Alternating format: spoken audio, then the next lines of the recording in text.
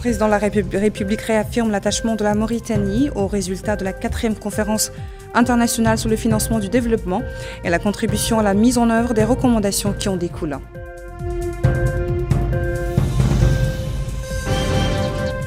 Le Premier ministre reçoit une délégation du Conseil de la Fédération des chambres saoudiennes et le PDG de la société algérienne Sonatrach.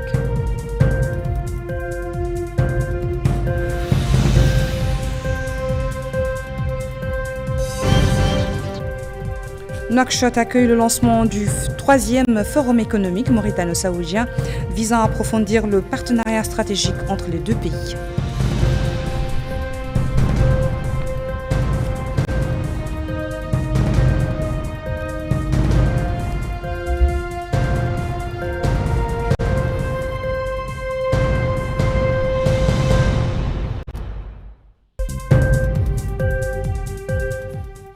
Bonsoir et nous ouvrons ce journal par le discours du président de la République, Mohamed Ould Cheikh El Ghazouani, à la 4e conférence internationale sur le financement du développement tenue à Séville, en Espagne. Mohamed Ould Cheikh El Ghazouani a affirmé que la Mauritanie s'engage à mettre en œuvre les résultats de cette conférence et à contribuer au respect des recommandations qui en découlent. Compte rendu signé Yed Alifal. Bismillahirrahmanirrahim. Au nom d'Allah, le tout miséricordieux, le tout puissant. Paix et salut sur le prophète Mohammed. Monsieur le président du gouvernement espagnol, président de la conférence, Excellences, Monsieur le secrétaire général de l'Organisation des Nations Unies, Mesdames et Messieurs, honorables invités. Je voudrais tout d'abord remercier son Excellence, Monsieur Pedro Sánchez, président du gouvernement espagnol, de l'aimable invitation qu'il m'a adressée et l'estime dont j'ai fait l'objet de sa part. Je tiens également à exprimer ma profonde gratitude à son Excellence Antonio Guterres et à toutes les institutions spécialisées des Nations Unies pour les efforts louables déployés en vue de mettre en œuvre le programme d'action d'Addis Abeba 2015 et les engagements pris dans le pacte L'Avenir 2024, en particulier en ce qui concerne la promotion de l'esprit de partenariat et de solidarité, le renforcement de la coopération multilatérale en vue de créer un environnement propice au développement durable ainsi que la réforme du système de gouvernance financière internationale visant à trouver les moyens les plus efficaces pour financer le développement de manière plus efficace, plus équitable et plus durable. La convention de cette 4e édition de la conférence internationale sur le financement du développement est une occasion précieuse pour réaliser des progrès significatifs à ce niveau. Des progrès dont nos pays en développement et le monde en général ont plus que jamais besoin, compte tenu de la diversité et de l'ampleur des défis qui entravent le processus d'édification d'un développement durable, global et équilibré. Excellences, Mesdames et Messieurs, la pauvreté et la fragilité généralisée que connaît notre monde, en particulier les pays en développement, la faiblesse des infrastructures, le manque d'accès aux services de base, la montée de la violence et du terrorisme, la multiplicité des foyers de tension et de guerre, en plus de la détérioration de la situation environnementale générale de la planète, sont autant d'indices de désespoir quant à l'atteinte des objectifs de développement durable dans un horizon prévisible si la situation actuelle perdure. La réalisation des objectifs du développement nécessite la mobilisation d'énormes ressources et un accès fluide, équitable et efficace à celles-ci. C'est pourquoi notre pays, à l'instar de la plupart des pays en développement, a déployé des efforts inlassables pour améliorer le niveau de mobilisation des ressources autonomes en classant la plupart des activités du secteur parallèle, en promouvant la numération de l'économie, en promouvant le secteur privé, en développant les marchés financiers et en améliorant la gouvernance du système fiscal. Cependant, les ressources que les pays en développement eux-mêmes peuvent mobiliser, quel qu'en soit le montant, ne couvrent qu'une fraction de leurs besoins croissants en matière de développement et de financement extérieur qui reste malheureusement rare, injuste et inéquitable est le principal moyen de combler ces déficits. Conscients de ce fait, la plupart des pays en développement se sont efforcés de créer des conditions nécessaires pour attirer les investissements étrangers, qu'il s'agisse de consolider l'état de droit, d'accroître la transparence, de lutter contre la corruption et d'améliorer le climat des affaires, ou d'offrir de nombreuses opportunités d'investissement prometteuses. Cependant, les mécanismes de financement du développement dans les systèmes financiers internationaux existants n'aident pas et leur incapacité à répondre efficacement au volume croissant des outils nécessaires à un développement durable équilibré devient évidente. Le ratio de l'aide publique au développement par rapport au PIB mondial reste inférieur à l'objectif de 0,7%, convenu au niveau international. Le problème de la dette continue de croître régulièrement. Les conditions d'accès aux prêts sont inéquitables et l'accès au financement n'est ni équitable ni équilibré. Ce n'est un secret pour personne qu'il n'y a aucun espoir de développement dans un pays en développement s'il continue à dépenser plus que le remboursement de sa dette que pour l'éducation, la santé et les services de base, et s'il lui coûte beaucoup plus cher à emprunter que les pays développés.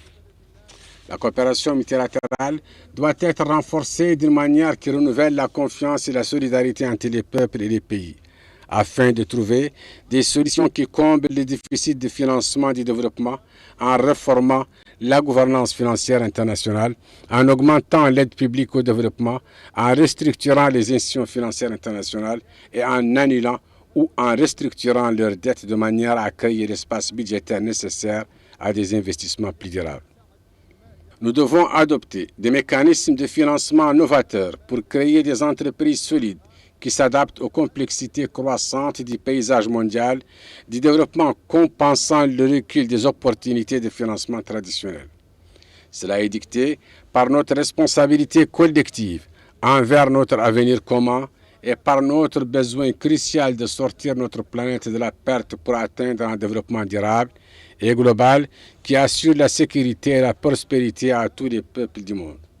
C'est pourquoi la République islamique de Mauritanie réaffirme son plein appui aux résultats de ce 4e sommet international sur le financement du développement et sa volonté de contribuer à la mise en œuvre de ces recommandations et des engagements qui en découlent dans le cadre de l'engagement de Séville, dans un esprit de sérieux, de responsabilité et de coopération constructive. Je vous remercie. Le président de la République, Mohamed Ould-Cheikh El Ghazouani, a assisté hier soir à un dîner officiel offert par Sa Majesté le roi Philippe VI d'Espagne en l'honneur des chefs d'État et de gouvernement participant à la 4e conférence internationale sur le financement du développement qui se tient à Séville. Cet événement de haut niveau a constitué une étape diplomatique importante, réunissant un groupe de dirigeants et de décideurs internationaux dans une atmosphère conviviale reflétant l'esprit d'ouverture et de multilatéralisme qui caractérise cet événement à caractère mondial.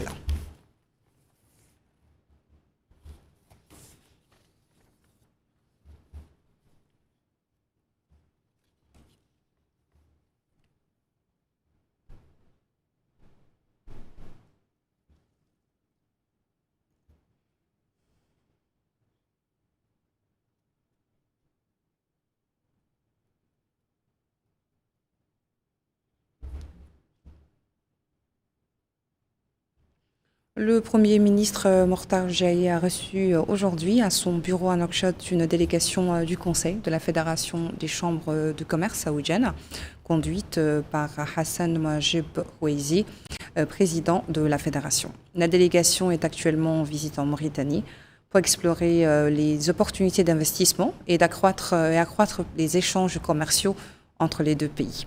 L'entretien a porté sur les opportunités d'investissement en Mauritanie et les moyens de renforcer la coopération économique avec le Royaume d'Arabie Saoudite. À sa sortie d'audience, le président de l'Union des chambres saoudiennes a précisé que la rencontre avec le Premier ministre était fructueuse, mettant en exergue la force des relations existantes entre la Mauritanie et l'Arabie Saoudite, dirigeants et peuples.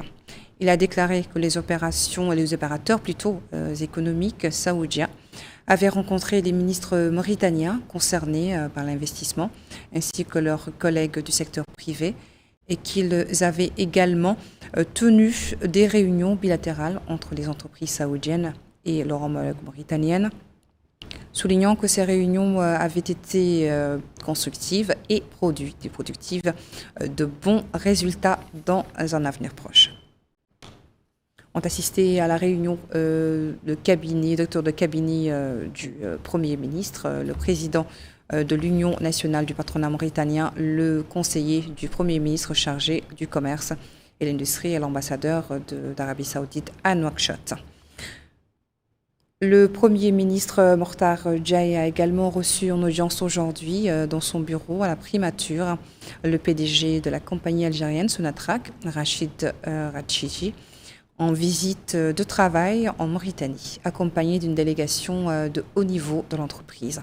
L'entretien a porté sur les aspects de la coopération entre les deux pays dans le secteur de l'énergie et ont assisté à la réunion le ministre du pétrole et de l'énergie, le directeur du cabinet du Premier ministre, le conseiller du Premier ministre chargé de l'énergie et le directeur général de la Société mauritanienne des hydrocarbures. À sa sortie d'audience, le PDG de Sonatrach a déclaré avoir discuté avec le Premier ministre la coopération entre la Société Sonatrach et la Société mauritanienne des hydrocarbures en concrétisation de l'accord signé en janvier 2025. Il a également affirmé que l'accord repose sur 3 axes fondamentaux. Le premier concerne l'exploration et la production, le second, la distribution des produits pétroliers en Mauritanie, tandis que le dernier axe a traité de la formation qui s'est concrétisée par l'envoi des membres de la Société mauritanienne des hydrocarbures pour suivre une formation à l'Institut du pétrole de Sonatrach en Algérie. Le Premier ministre Mortar Djaï a présidé également aujourd'hui dans la salle de conférence de la primature une réunion du comité ministériel chargé de la préparation et du suivi de la saison des pluies. Le comité a discuté de la nécessité de bien se préparer à la saison des pluies et inondations potentielles, à l'instar des saisons précédentes, et a exploré les meilleures solutions pour éviter des dommages que pourraient causer les précipitations attendues.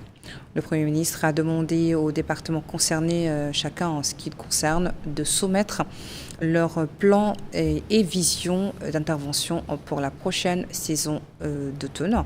Après avoir discuté des différentes interventions possibles, le Premier ministre a demandé au comité d'identifier les lacunes à coordonner pour une meilleure préparation pour cette saison.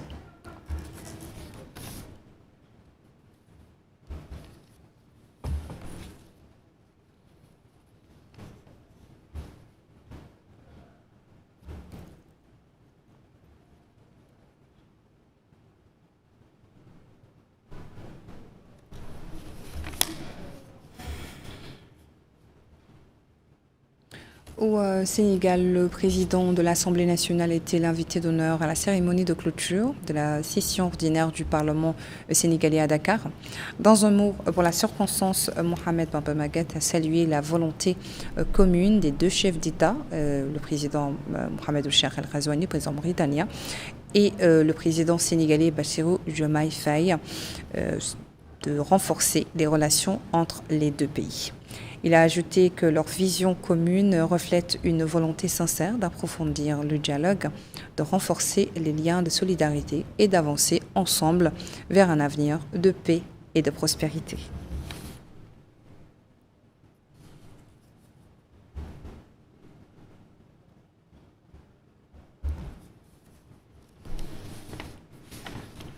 La ministre de l'Éducation et du Développement du système d'enseignement, en présence du ministre de l'Intérieur, de la promotion de la décentralisation et du développement local, a tenu ce matin à l'École normale supérieure de Nouakchott une réunion avec les présidents des centres d'examen du baccalauréat.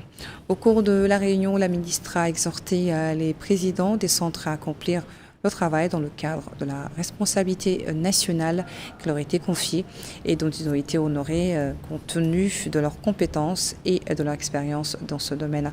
Aminat Khan nous en dit plus. Cette rencontre qui a réuni les ministres de l'Éducation et de l'Intérieur avec les présidents des centres d'examen du baccalauréat a pour objectif de mettre l'accent sur la rigueur de la surveillance lors de cet événement important. Au cours de la réunion, la ministre Houda Baba a exhorté les présidents des centres à accomplir le travail dans le cadre de la responsabilité nationale qui leur a été confiée et dont ils ont été honorés compte tenu de leurs compétences et de leur expérience.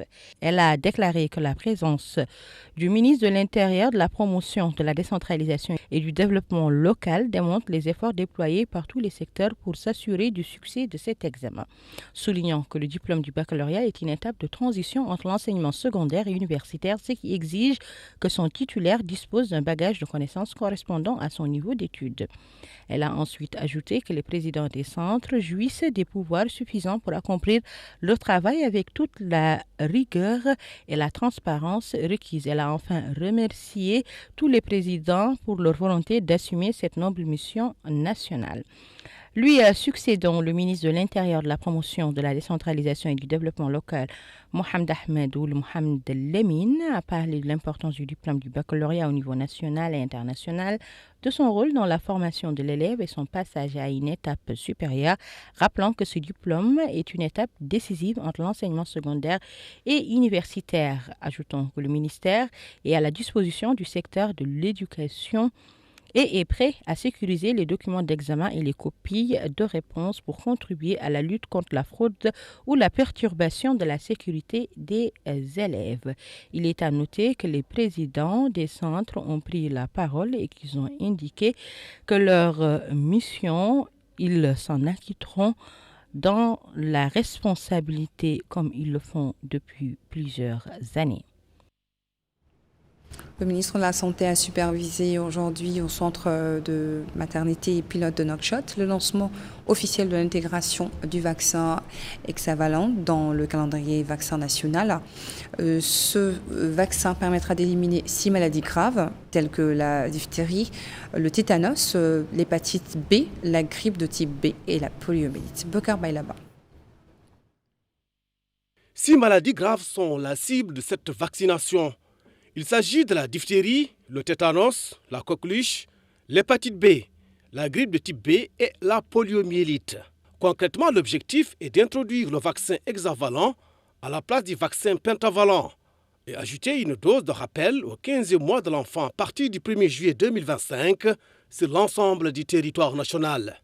Dans son discours à cette occasion, le ministre de la Santé, Abdoulaye Louadi, a déclaré que l'introduction de ce vaccin combiné constitue un saut qualitatif dans le registre national de vaccination et fait de la Mauritanie le premier pays parmi 93 pays soutenus par l'Alliance mondiale pour les vaccins Gavi à introduire ce vaccin multicomposant, utilisé dans les pays à revenus élevés et qui protège contre 6 maladies graves.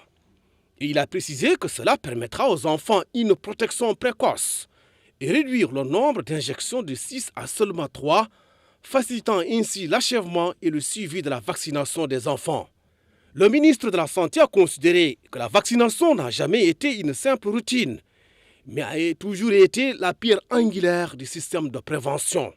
Pour l'OMS, Organisation mondiale de la santé, ce nouveau vaccin représente une réalisation importante dans le domaine de la santé.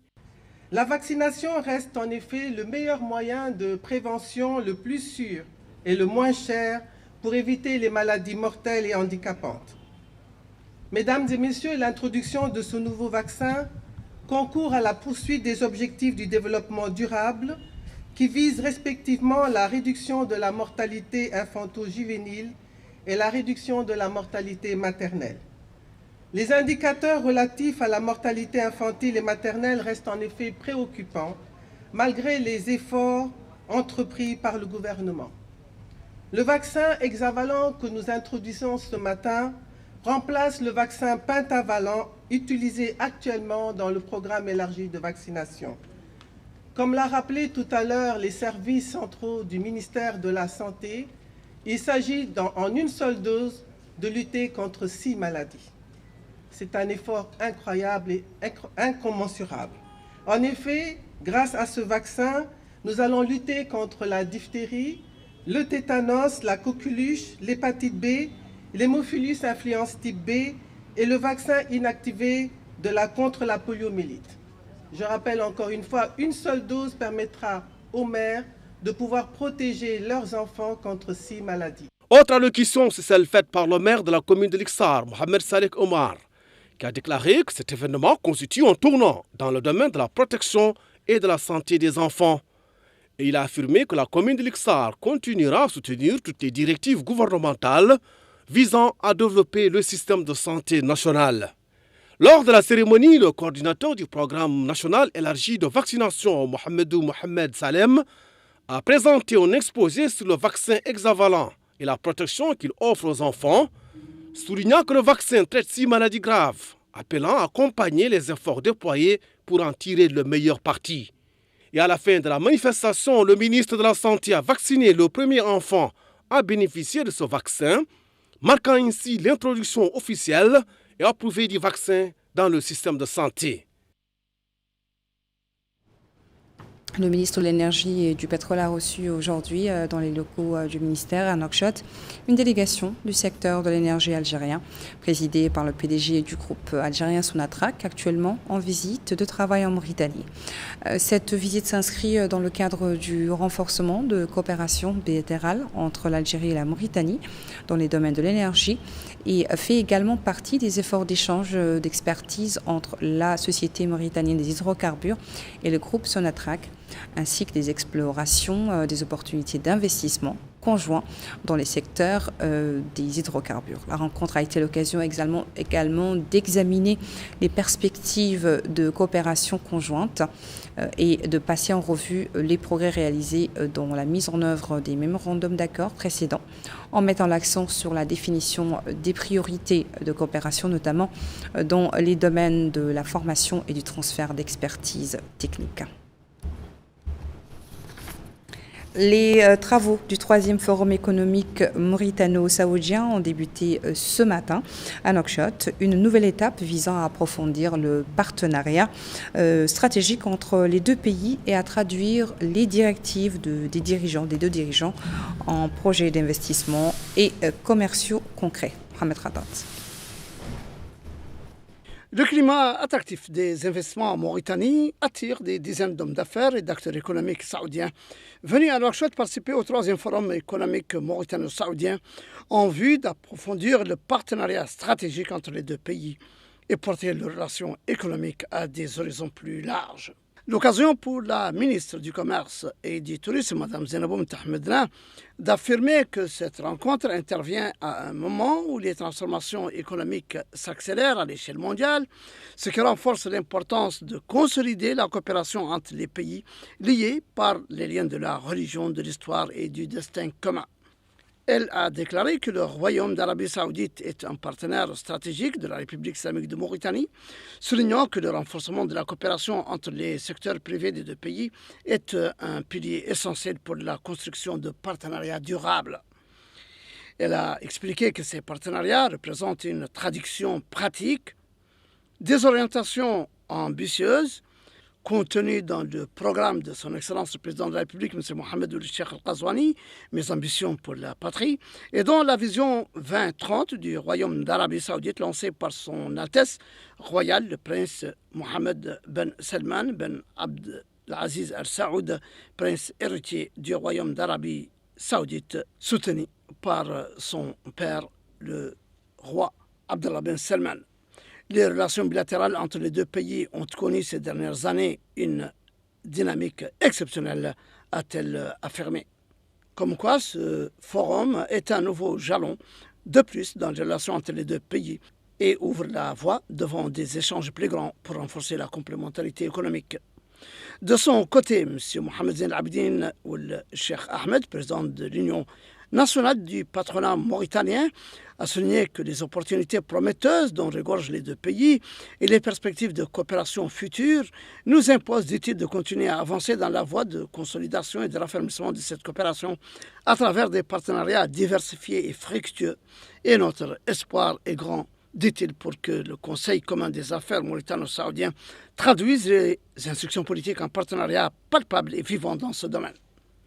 Quant au président de la Fédération des chambres saoudiennes, son Excellence M. Hassan Ben Mu'jab Al-Houaizi, il a précisé que tous ces avantages, incitations et catalyseurs ont poussé la Fédération des chambres saoudiennes à étudier les opportunités et à organiser cette visite spéciale à Mauritanie dans le but de construire un modèle économique commun pour accroître le commerce bilatéral et créer des partenariats de qualité.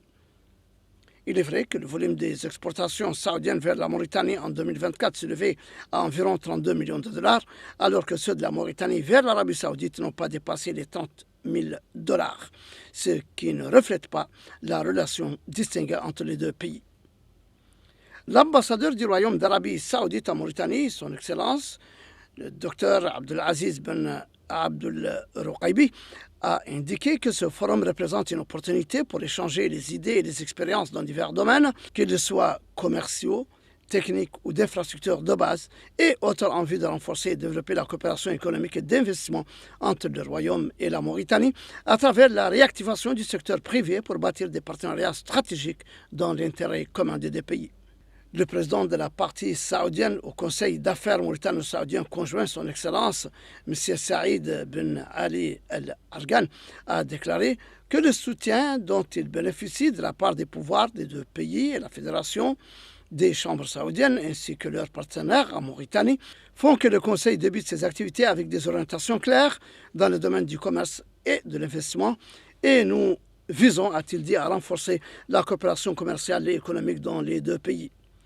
Il faut noter que les activités de la journée ont été marquées par deux présentations côté mauritanien, dont une sur le climat des affaires et l'autre sur l'investissement dans le secteur agricole.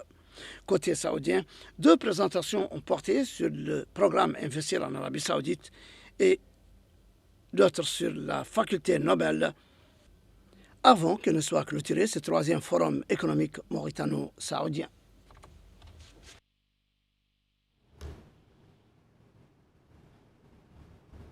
En marge de ce troisième forum, un accord a été signé aujourd'hui entre les secteurs privés mauritaniens et saoudiens dans le domaine de l'élevage. Cet accord favorisera les investissements dans ce secteur et renforcera les échanges commerciaux entre les secteurs privés et des deux pays. L'accord a été signé sous la supervision de la ministre du Commerce, du Tourisme, en présence du président de l'Union nationale du patronat mauritanien, du chef de la délégation saoudienne et du président de la Chambre de commerce, d'industrie, d'agriculture de Mauritanie.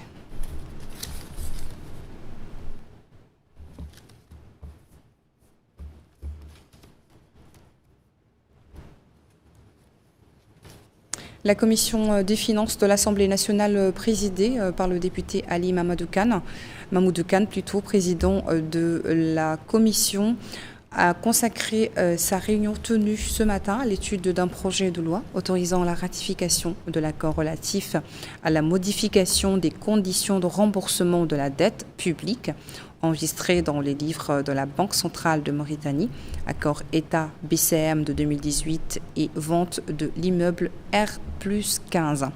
Le ministre délégué auprès du ministre de l'Économie et des Finances chargé du budget a présenté un exposé devant la commission soulignant les objectifs et les caractéristiques techniques du projet de loi subventionné.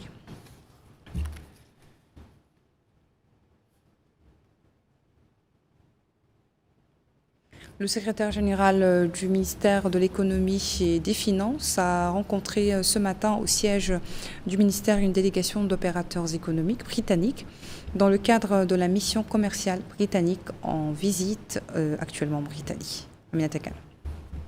Les opportunités d'investissement entre notre pays et la Grande-Bretagne étaient au cœur des entretiens de cette rencontre tenue dans les locaux du ministère de l'Économie. Ainsi, les deux parties ont évoqué l'étude de faisabilité qu'offre notre pays via la stratégie marketing des experts et le nouveau cadre du mécanisme de promotion d'investissement qui favorise le secteur privé.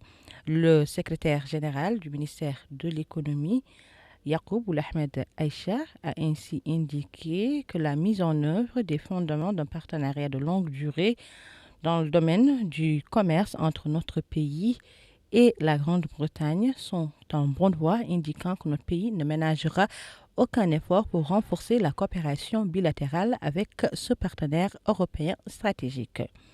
Abondant dans le même sens, l'ambassadeur de la Grande-Bretagne dans notre pays a indiqué que la Mauritanie est un partenaire stratégique et que les échanges se feront pour un partenariat fructueux gagnant-gagnant. Lors de la rencontre, plusieurs exposés se rapportant aux opportunités d'investissement de part et d'autre ont été présentés à l'assistance. Le ministère de l'Action sociale de l'enfance et de la famille a organisé aujourd'hui à Nouakchott une cérémonie pour célébrer la Journée nationale des personnes vivant avec un handicap. Cette journée nationale sera accompagnée d'une journée de réflexion au profit des secteurs publics et privés sous la stratégie nationale d'intégration et de la promotion des droits des personnes vivant avec un handicap. Mohamed Ratat.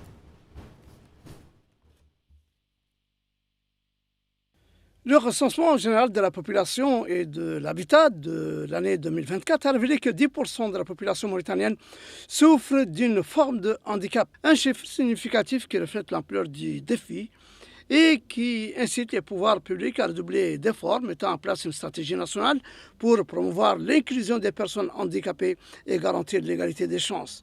Prenant la parole à l'occasion de la célébration de cette journée nationale des personnes handicapées, le secrétaire général du ministère de l'Action sociale, de l'enfance et de la famille a souligné que les progrès accomplis ces dernières années confirment que notre pays progresse régulièrement en matière de droits des personnes handicapées.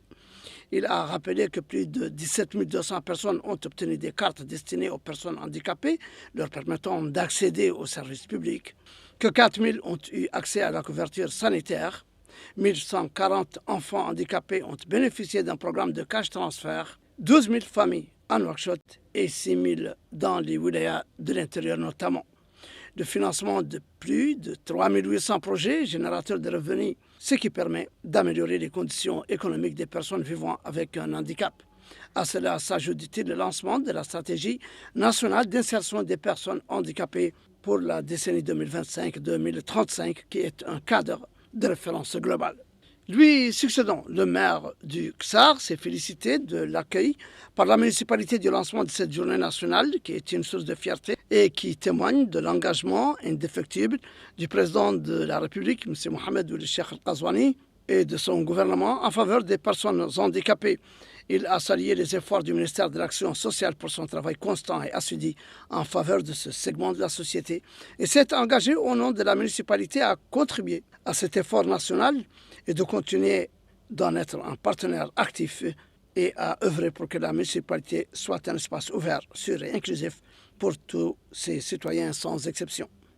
À son tour, le président de la Fédération mauritanienne des associations nationales des personnes handicapées, M. Lahbous Ould Eid, a souligné qu'en exécution du programme politique et social de son Excellence, le président de la République, M. Mohamed Ould Cheikh Al-Qazouani, qui a fait de la justice sociale et de l'équité un pilier fondamental de son mandat, le gouvernement s'est attelé récemment à mettre en œuvre et à exécuter des programmes de développement pour le pays et les citoyens, en particulier les couches vulnérables, programmes dont il a cité, entre autres, celui de la modernisation de la capitale Nouakchott, celui de Ta'mir, de Ta'azour, et le programme spécial d'urgence du président de la République, saluant au passage l'attention particulière qu'accorde le président de la République pour les personnes handicapées à travers la stratégie nationale pour la promotion des personnes handicapées.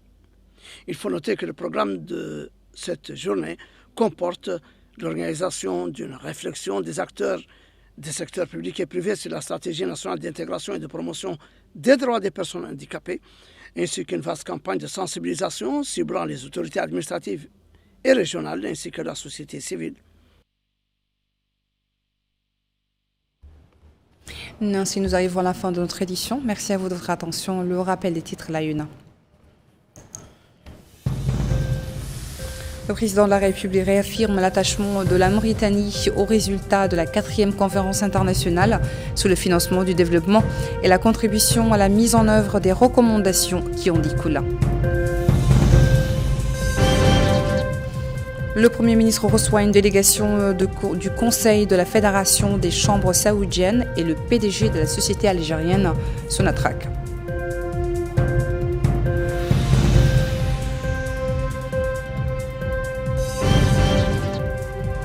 et Nouakchott accueille le lancement du 3e forum économique mauritano-saoudien visant à approfondir le partenariat stratégique entre les deux pays.